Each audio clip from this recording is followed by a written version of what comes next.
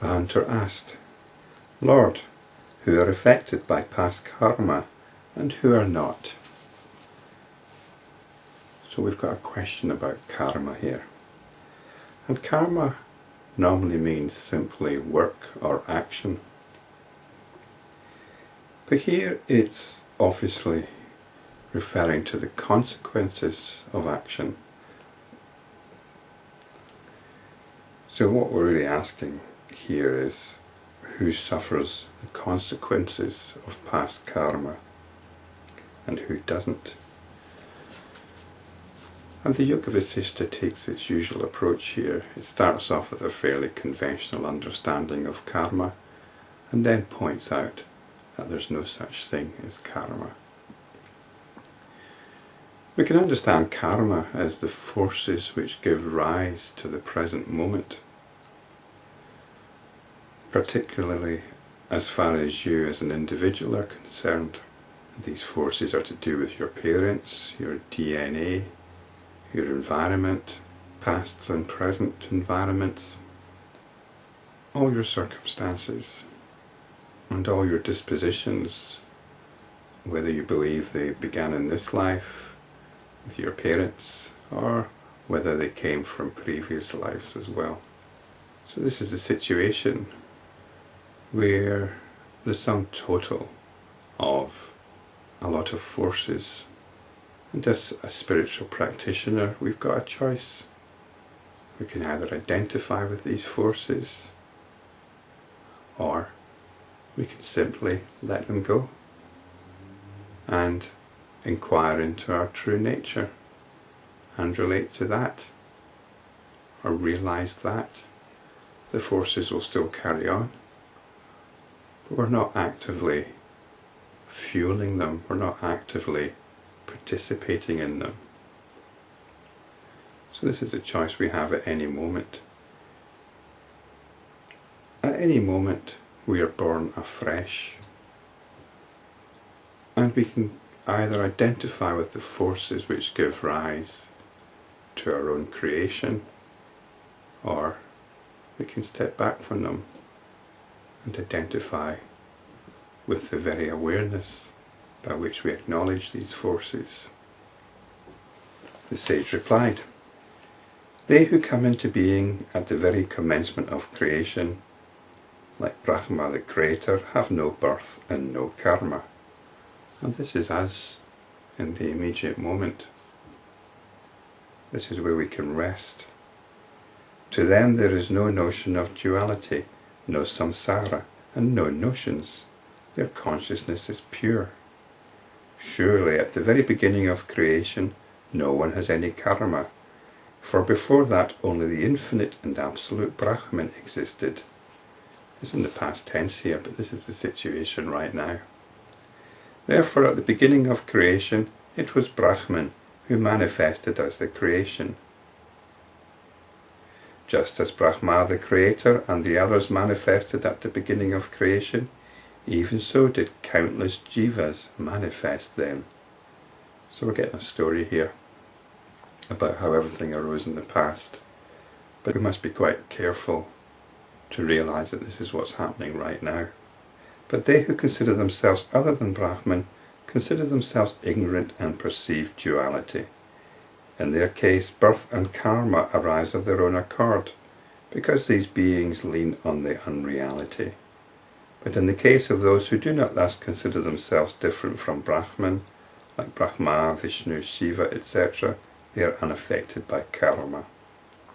The infinite consciousness is absolutely pure. Brahman rests in itself.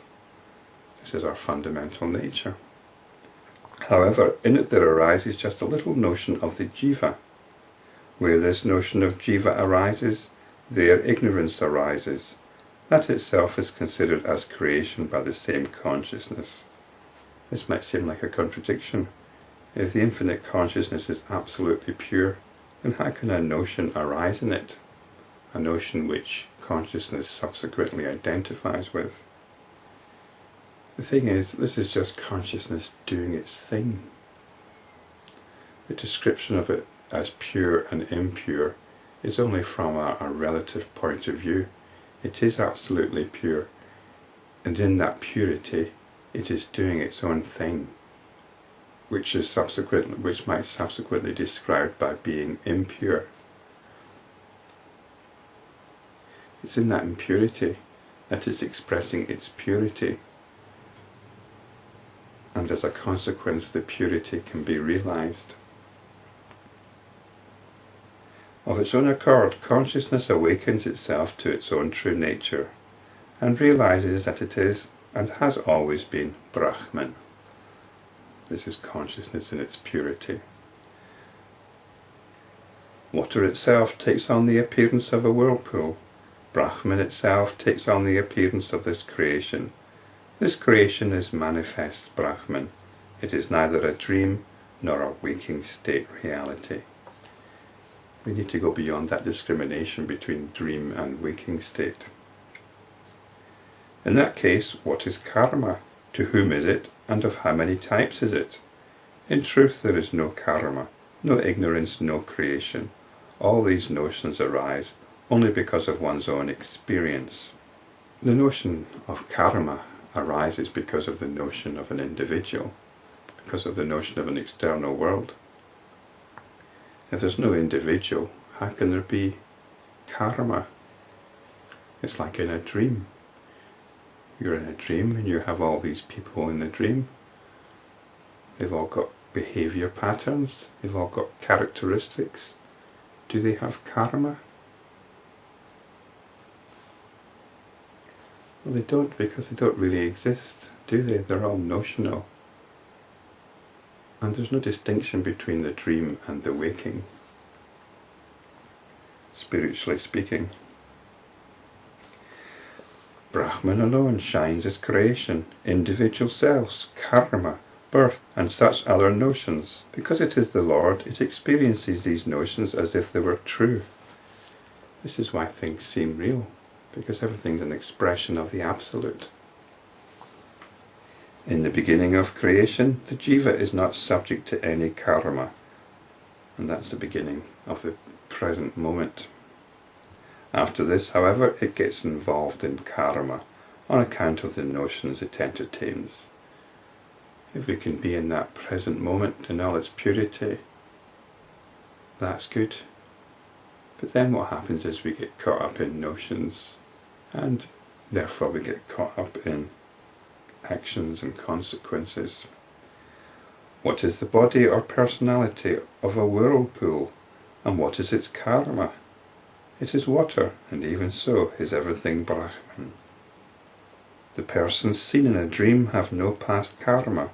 Even so the jivas that arose in the beginning of creation have no karma because they are pure consciousness. It is only when one becomes firmly rooted in the notion of this world appearance as the reality that the notion of karma arises. Then the jivas roam here bound by their karma. It's what you get lost in. You get lost in all your notions. You get bound by them. If it is realized that this creation itself is no creation, and that Brahman alone exists, then where is karma? Whose is karma, and who belongs to that karma? Karma exists only in ignorance. The moment right knowledge arises, karma ceases to bind.